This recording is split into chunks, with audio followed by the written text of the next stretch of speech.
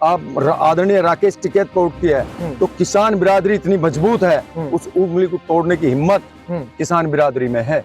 RLD लड़ाई लड़ेगी राकेश टिकैत की। हम जयंत चौधरी जी के सिपाही हैं, हम किसान वर्ग पर ऐसे अनुदान को यदि देगा जैसे हमारे विधायक जी ने, माननीय विधायक जी ने दिया है, हम उनको बिल्कुल भी एक्सेप्ट नहीं करेंगे और उसका जवाब देंगे। उम्मीद है हमें 4 या 5 सीट पे 6 भी हो सकती है कि हमारा समझौता हो जाएगा। एक आध सीट पे इशू है वो दूर हो जाएगा। कि जो अखिलेश जी ने किया वो तो हम नहीं करेंगे, ये तो बात साफ है ना कि क्योंकि जो अखिलेश जी ने सार्वजनिक तौर पर गठबंधन में है, कांग्रेस के साथ और गठबंधन में। नमस्कार, स्वागत है आपका न्यूज 80 पर। मैं हूं आपके साथ राहुल राणा। 2024 के लोकसभा चुनाव को लेकर सियासत लगातार अपने चरम पर है और खासकर पश्चिम उत्तर प्रदेश में जहां आरएलडी अपनी पूरी ताकत के साथ लगी हुई है, लेकिन अभी हाल में जो राजस्थान के चुनाव है उसमें भी आरएलडी को एक उम्मीद है कि 4 से 5 सीटें उनको कांग्रेस के साथ गठबंधन में मिलने जा रही है। लेकिन वहां क्या स्थिति आरएलडी को दिखाई दे रही है अपने लिए? मेरे साथ बातचीत करने के लिए प्रसन्न चौधरी जी है, शामली से आरएलडी के विधायक है और लगातार राजस्थान के दौरे पर वो जा रहे हैं। लोकसभा चुनाव की तैयारियों को लेकर जो जयंत चौधरी के दिशा निर्देश है उसको लेकर काम कर रहे हैं। लेकिन आज दर्शकों के लिए जयंत चौधरी जी का जो निर्देश है, क्या कुछ 2024 के लोकसभा चुनाव में आरएलडी अपने लिए देख रही है, राजस्थान में क्या होने जा रहा है, उधर हरियाणा की जब चर्चा होने लगी कि हरियाणा में भी आरएलडी अपने लिए एक उम्मीद देख रही है। लेकिन जो अखिलेश यादव के साथ हुआ वो जयंत चौधरी के साथ तो नहीं होगा, क्योंकि जिस अनूपगढ़ सीट पर उम्मीद कर रही थी, 4 से 5 सीटों की उम्मीद वो कर रही थी जयंत चौधरी, आरएलडी जो कर रही थी, उसमें से कहीं ना कहीं लगता है कि अब कुछ कम सीटों पर संतोष करना पड़ेगा। हालांकि बयान कई सारे जयंत चौधरी के पहले आ चुके हैं कि गठबंधन को लेकर कोई मतभेद, कोई बातचीत तकरार वाली नहीं है। जो अखिलेश के साथ हुआ वो शायद जयंत चौधरी उस चीज को सार्वजनिक तौर पर तो नहीं दोहराएंगे। लेकिन मेरे साथ बातचीत करने के लिए प्रसन्न जी है। प्रसन्न जी, आप लगातार राजस्थान के दौरे पर है, 4 से 5 सीटों की बात हो रही है कि आप लोग मांग कर रहे हैं। अब क्या लग रहा है, क्योंकि अनूपगढ़ जो है जिसकी आप ज्यादा आप लोगों को मनपसंद सीट कही जाती थी, वहां भी क्या नाम कांग्रेस ने अपना प्रत्याशी उतार दिया? देखो, ये सारी गठबंधन की बातें राष्ट्रीय नेतृत्व देखता है। आदरणीय चौधरी जयंत सिंह जी खुद इस बात को देख रहे हैं और मेरा तो ये मानना है कि भाई हमें गठबंधन में रहना है और वहाँ कांग्रेस की गैर गठबंधन है और हम सीटें चाहे कम मिलो और चाहे जो हमारा टारगेट है उतनी मिलो, हम गठबंधन में ही चुनाव लड़ेंगे। उम्मीद है हमें 4 या 5 सीट पे 6 भी हो सकती है कि हमारा समझौता हो जाएगा। एक आध सीट पे इशू है वो दूर हो जाएगा। चौधरी साहब कह रहे थे कि भाई जो कांग्रेस सीट जो नहीं जीती, कई ऐसी सीटें थी जो आप भी कह रहे हैं 4-5 सीटों की हम लोग उम्मीद कर रहे हैं, लेकिन अनूपगढ़ जो है क्योंकि आपकी मनपसंद सीट थी, अब वो जा रही है, कुछ तकलीफ इस बात की पार्टी को है? कुछ लग रहा है कि यार ये सीट तो हमारे पास होनी चाहिए थी? तो वो ऐसा है, सभी तैयारी करते हैं। अनूपगढ़ में हमारा जो तैयारी का सिलसिला था वो बहुत बढ़िया था। हमारा वहाँ उम्मीदवार ठीक हमें लग रहा था, तैयारी ठीक हो रही थी।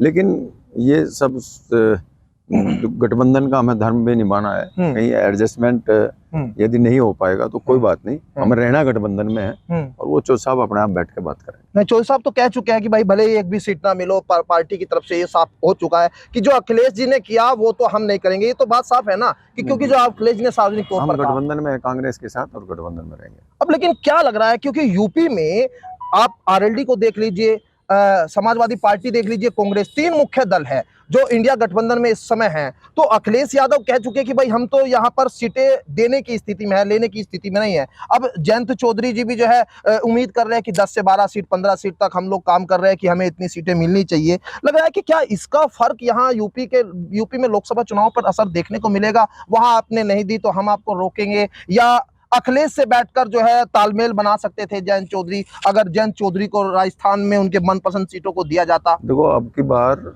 चुनाव दूसरे टाइप का है। ये नहीं देखना है कि हमें कितनी सीट मिल रही है और क्या होगा। हमें बीजेपी के खिलाफ एक बड़ा गठबंधन खड़ा करना है और उसमें एडजस्टमेंट की बात है, वो कमती बत्ती सब हो जाएंगे, पर मेन चीज है कि हम गठबंधन से लड़ें और बीजेपी के खिलाफ एक ताकत खड़ी हो, एक ऐसा गठबंधन खड़ा हो तो जो बीजेपी को हरा सके। हमारा मकसद केवल ये है, सीटें कमती बत्ती होती रहेंगी, उससे कोई फर्क नहीं पड़ेगा, लेकिन गठबंधन मजबूत होगा। गठबंधन तो मजबूत होगा, लेकिन होगा तो सीटों के, अगर सीटों की, क्योंकि सबसे जो पहली चीज है वो है सीटों के तालमेल की।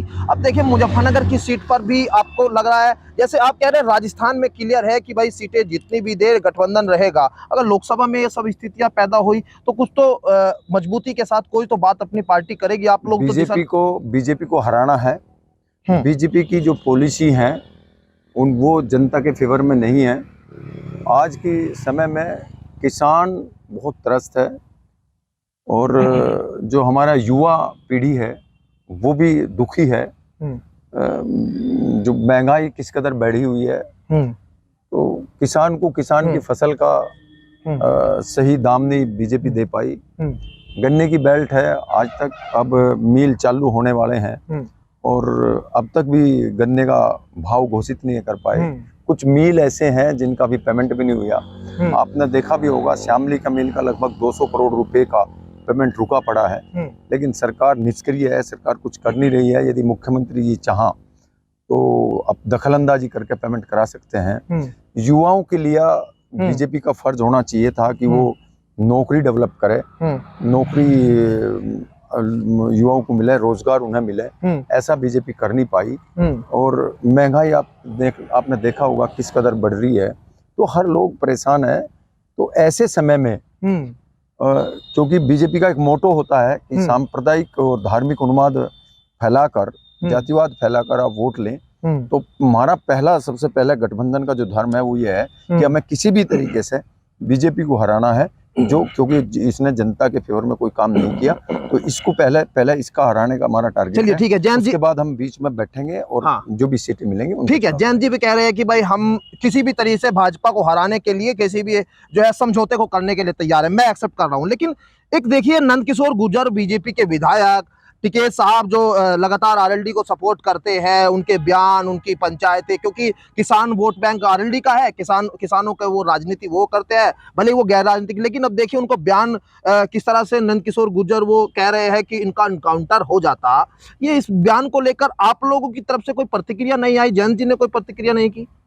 नहीं, प्रतिक्रिया कल भी मैं अपना इंटरव्यू दिया था, कल भी प्रतिक्रिया दी थी। देखो, एक आदमी घमंडी और ऐसा बयान दे रहा है, घटिया बयान दे रहा है, और वो विधायक हैं, दूसरी बार के विधायक हैं, तो मैं तो मतलब इतना घृणित, इतना खराब, इतना घटिया बयान है जिसकी जितनी भी भर्त्सना कर सके, जितनी भी निंदा कर सके वो कम है।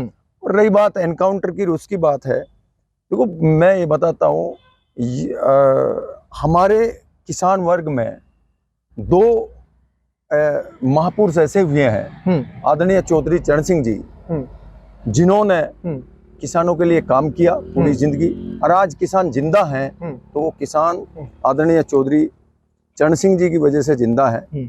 दूसरी शख्सियत थी आदरणीय चौधरी महेंद्र सिंह टिकैत जी। आज यदि किसानों का सम्मान बचा है तो वो आदरणीय चौधरी महेंद्र सिंह टिकैत की वजह से इनका सम्मान बचा है। आदरणीय राकेश टिकैत जी, आदरणीय नरेश टिकैत जी रात दिन बिना किसी लालच के और सेवक बन के किसानों की सेवा कर रहे हैं, उनके मुद्दे उठा रहे हैं। और ऐसे अनलग्न बयान जिनकी कोई सीमा ही नहीं है, ऐसे विधायकों को शर्म आनी चाहिए। और मैं आपको ये बताता हूँ, ये इस पार्टी ने एक बार पहले भी देख लिया होगा, जब 3 काले कानून किसानों पर लादने की कोशिश करी गई, आदरणीय राकेश टिकैत जी 13 महीने तक बॉर्डर पर बैठे रहे और आखिर में उनके आंसू निकले। तो क्या अजीत सिंह जी के फोन के बाद उस टाइम पे क्या तूफान आया था चौधरी अजीत सिंह जी के एक फोन से, और आदरणीय चौधरी जैन सिंह जी की थोड़ी सी मेहनत से वो गए, क्या तूफान आया था।